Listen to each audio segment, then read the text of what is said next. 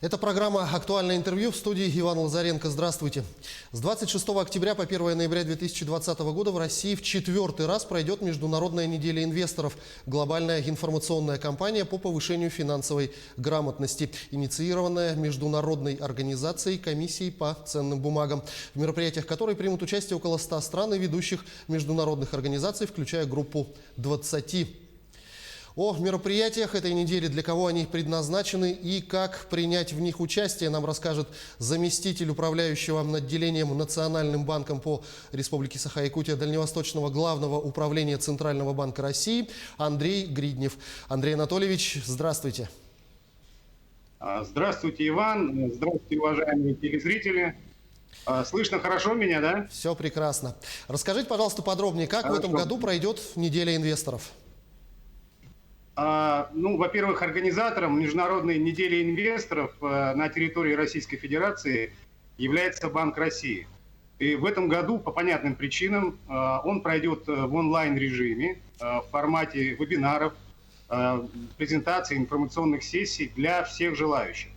Профессиональные и начинающие инвесторы смогут повысить уровень своей инвестиционной и финансовой грамотности. Учащиеся старших классов, студенты, а также люди взрослые, в том числе пенсионеры, смогут получить знания о финансовых и инвестиционных инструментах, могут научиться посредством вебинаров и занятий распознавать мошеннические схемы, а также защищать свои права. Что такое международная организация комиссий по ценным бумагам и какие у нее задачи?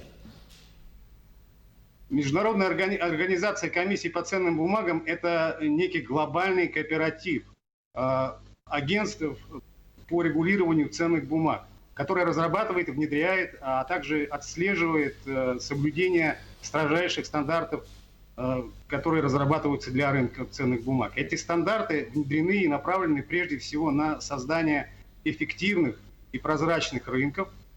Участники организации – это почти 95% всех мировых рынков ценных бумаг.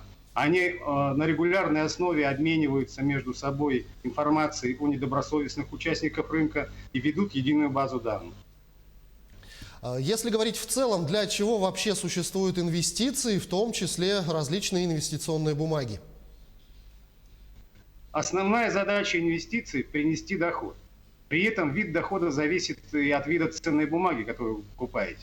Если, например, вы приобретаете акцию, то вы имеете право рассчитывать на дивиденды по ней, либо можете ее реализовать, если курс на нее повысился. Это будет составлять ваш доход. В другом случае, если вы приобретаете облигацию, то это фактически вы кредитуете эмитента данной ценной бумаги. Это может быть государство или компания. И процент по этой облигации будет составлять ваш доход. Если вот сбережения для человека это то, что он хотел бы сохранить, то инвестиции – это та сумма денег, которыми человек готов рискнуть для того, чтобы получить больше. Ну вот вы сказали слово «сохранить». Все-таки сохранять или приумножать? Есть ли какой-то универсальный рецепт для наших телезрителей? Иван, это, скорее всего, две разные инвестиционные стратегии, которые предполагают не только разные цели, но и разный уровень знаний и умений со стороны начинающего инвестора, а также предполагает разную степень риска. Если говорить о так называемой финансовой подушке безопасности, то есть определенной сумме денег, которая должна быть у каждого человека на какой-то экстренный случай, то здесь больше подходит стратегия сохранять. Например, положить вклад в банк. Конечно, эта стратегия не требует каких-то специальных знаний и умений со стороны гражданина, но зато помогает обогнать инфляцию и сохранить платежеспособность и покупательную способность тех средств, которые гражданин пытается сохранить. Но, напротив, стратегия приумножить, она, конечно, применима для тех денег, которые вы не планируете тратить в обозримом будущем. Инвестируя, вы можете приумножить свои средства, но существует риск получить отрицательный результат. Поэтому подходить к инвестированию, как, собственно говоря, к любому другому финансовому инструменту, надо взвешенно и грамотно. Если вы осознаете свои риски, если вы располагаете суммой, которую можете проинвестировать, то это можно сделать через брокера и проинвестировать в биржу. Биржа – это организованная торговая площадка, где оформляются сделки купли-продажи профильных инструментов, таких как валюта, ценные бумаги, драгоценные металлы, товары и прочее. Ну а что необходимо для того, если вдруг появилось желание, чтобы торговать на бирже? Ну, в первую очередь, конечно же, сбережения. Это вот та самая подушка безопасности, которую мы не трогаем и которую можем направить в качестве инвестиции, вложить куда-то. Ну и, безусловно, необходимо понимание возможных рисков и желание учиться. Потому что если вы являетесь ответственным инвестором, вам придется пройти обучение, необходимо будет погрузиться в тему, изучить статистику, отслеживать биржевые сводки. Важно понимать, что инвестирование – это не азартная игра. И прибыль – это не слепая удача, а скорее результат ваших взвешенных решений и продуманных действий. Конечно, инвестирование само по себе дело рискованное, и гарантий тут быть каких-то определенных не может. Но при тщательном анализе и здоровом подходе это очень даже перспективный инструмент. Приобрести необходимые базовые знания как раз и помогут те онлайн-уроки, которые запланированы к проведению в рамках Международной недели инвесторов. Ну вот, давайте снова вернемся к нашей неделе инвесторов. Расскажите, пожалуйста, подробнее о тех онлайн-мероприятиях, программы, которые будут проходить, и как можно принять в них участие. Ну, несмотря на то, что неделя инвесторов стартует на следующей неделе, но уже с 19 октября, с нынешнего понедельника, уже начали проводиться вебинары. Они продолжатся до 20 декабря текущего года, что поможет охватить лекциями довольно большое количество наших граждан.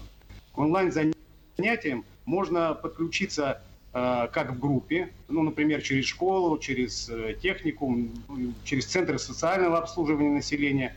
Можно также подключиться индивидуально, приблизительно в таком формате, в котором мы с вами общаемся сейчас. Участники могут в период проведения вебинара задавать вопросы, получать ответы у лекторов в прямом, так сказать, эфире, работать в чате.